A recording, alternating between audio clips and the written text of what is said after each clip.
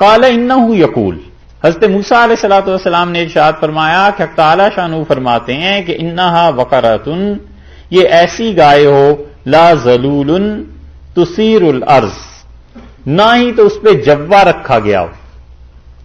جوا سمجھتے ہیں؟ ہل رکھتے ہیں نا جوتنے کے لیے، ہیں یہ حیدرآبادی ہے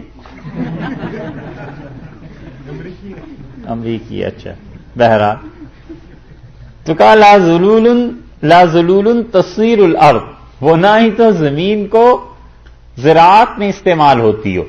اچھا، اس سے معلوم ہوتا ہے کہ اگر آپ اس کا ترجمہ گائے سے کر رہے ہیں تو اس زمانے میں گائے سے یہ کام دیا جاتا ہوگا، لیکن چونکہ بیل سے کام دیا جاتا ہے نا، ہمارے ہاں تو ہم تو گائے دیکھی نہیں کبھی اس کام کے لیے، عام طور پہ بیل سے ہی کام دیا جاتا ہے. اس لیے ان حضرات میں سے بعض نے ترجمہ بقرہ کا بیل سے کر دیا کہ وہ کہتے ہیں بقرہ جو ہے وہ بظاہر تو مؤنث ہے لفظ، لیکن اس میں جنس کے طور پہ استعمال ہوتا ہے کہ گائے بیل وغیرہ یہ جیسے ایسے اس میں جنس ہوتی ہے.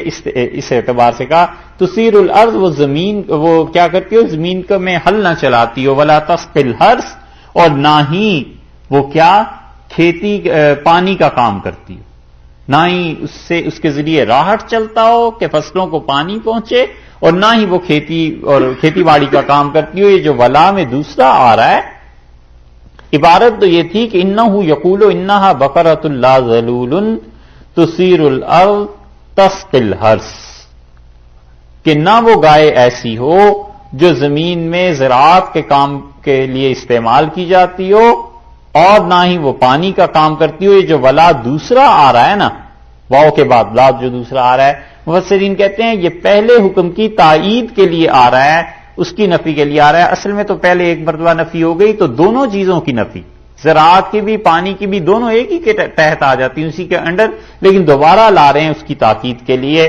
مسلمتن، اور انہوں نے کہا وہ ایک جیسی ہو، لا شیۃ فیہا، اور اس میں کوئی بھی داغ نہ ہو، سر سے پاؤں تک ایک ہی رنگ ہو. ڈھونڈو اب کوئی بھی اس میں بالکل رنگ نہ ہو. پابندیاں یہ بھی آگے سے درخواستیں دے رہے ہیں، ادھر سے بھی پابندیاں لگ رہی ہیں. قالوا الآن، بولے اور کہنے لگے ہاں اب، جئتا آپ آئے ہیں بالحق، سچائی کے ساتھ. اب ذرا اطمینان ہوا، اب وضاحت ہوئی کہ اب آپ نے بالکل صحیح بات کی ہے. فذبحوها، اللہ نے فرمایا انہوں نے ذبح کر دیا اس گائے کو. وما کادوا، اور وہ نہیں تھے یفعلون، اس کو کرنے والے پھر بھی نہیں تھے. اتنے عرصے سے جو محبت اور خدا کے روپ میں جس گائے کو دیکھا ہوا تھا، اس سے کسی طرح جان چھڑانا چاہتے تھے، لیکن جتنے بولتے گئے ادھر سے بھی پابندیاں لگ گئیں. اللہ نے آخر میں یہ بھی کہہ دیا کہ فذبحوها، انہوں نے اس گائے کو ذبح تو کر دیا. وما کادوا یفعلون، اور قریب تھا کہ اسے نہ کرتے. اب کوئی بہانہ جو نہیں رہا آخر تو قریب تھا کہ نہ کرتے. جن قوموں میں عبادت ہوتی ہے کسی چیز کی، ان کی چیزوں کی محبت ایسے دلوں میں جڑ پکڑ جاتی.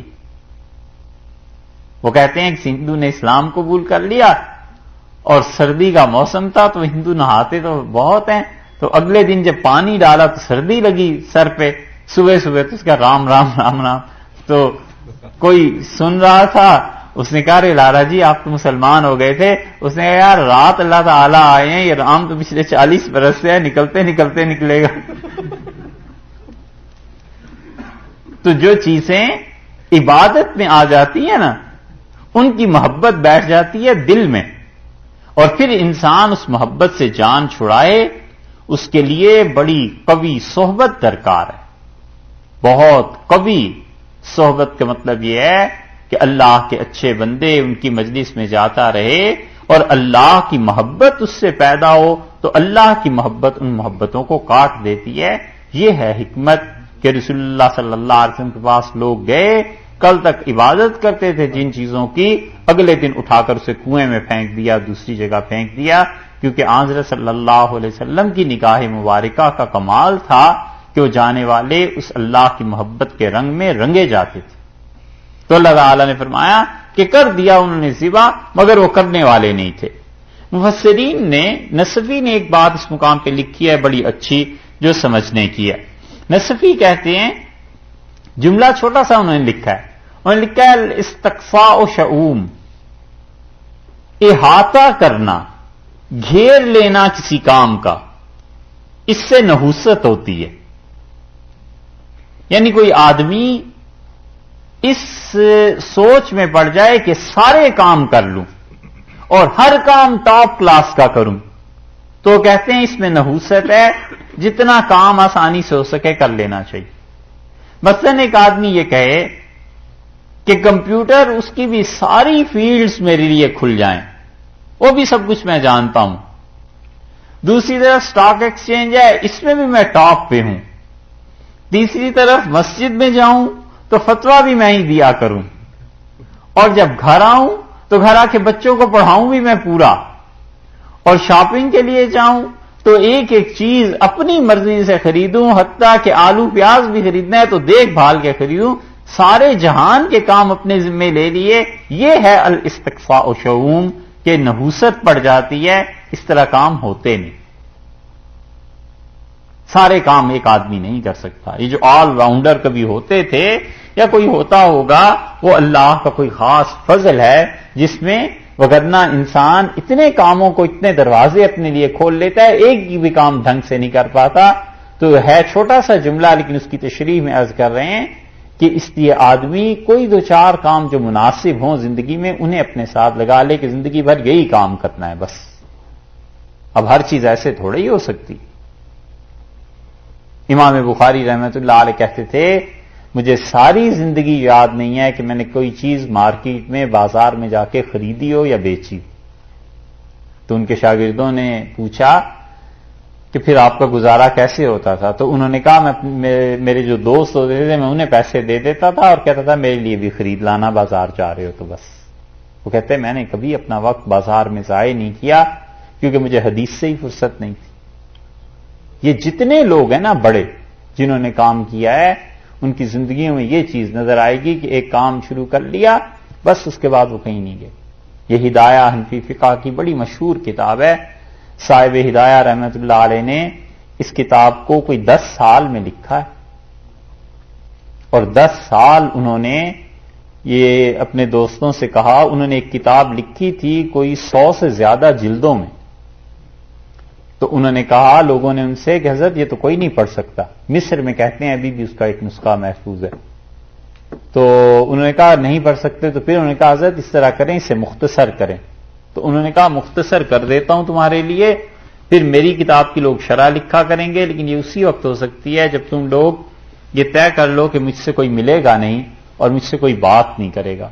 تو 10 سال انہوں نے اس حال میں گزارے کہ وہ اپنے گھر سے آتے تھے مسجد اور کسی کو اجازت نہیں تھی کہ راستے میں سلام بھی کر سکے، اور کوئی ان سے ملتا نہیں تھا. وہ اپنے کمرے میں چلے جاتے تھے اور کتابیں دیکھتے رہتے تھے، لکھتے رہتے تھے. 10 سال میں جا کر کہیں یہ کتاب پوری ہوئی. معروف کرخی رحمۃ اللہ علیہ کا حال یہی تھا. کرخی حنفی فقیہ تھے اور وہ امام ابو یوسف رحمۃ اللہ علیہ کے درجے کے آدمی ہیں، کچھ چھوٹے سے آدمی نہیں. بس اتنا ہی ہے کہ ابو یوسف رحمۃ اللہ علیہ قاضی تھے، ان پہ قضا غالب آ گئی، اور کرخی رحمۃ اللہ علیہ جو تھے ان پہ زہد، تقوی، اللہ کے ساتھ تعلق غالب آ گیا. کرخی کام کرتے تھے، لکھتے تھے، پڑھتے تھے، خدا کی عبادت کرتے تھے، اور انہوں نے اپنی نوکرانی سے کہہ رکھا تھا کہ کھانا جو ہے وہ تم وقت پہ پکا کے میرے کمرے میں رکھ دیا کرو، اور بس برتن لینے نہ آیا کرو، وہ میں خود رکھ دیا کروں گا. کیونکہ کوئی آتا ہے تو کہتے تھے ذہنی توجہ بٹتی ہے اور کام نہیں ہو پاتا. یہ ہے استقفاء جو ہے نا، اس کی نحوست ہو جاتی ہے کہ آدمی کہے سارے ہی کام کر لوں. نہیں ہو سکتے. آدمی چند ایک کام کر سکتا ہے. اس لیے زندگی میں ترجیحاً مرتب کرنے چاہیے کہ مجھے کیا کیا کام کرنا ہے، بس وہ کام کرے، باقی کاموں کو لوگوں کے لیے چھوڑ دے. تو انہوں نے کہا، اللہ تعالیٰ نے فرمایا کہ انہوں نے ذبح کر لیا اور وہ اسے ذبح کرنے والے تھے نہیں.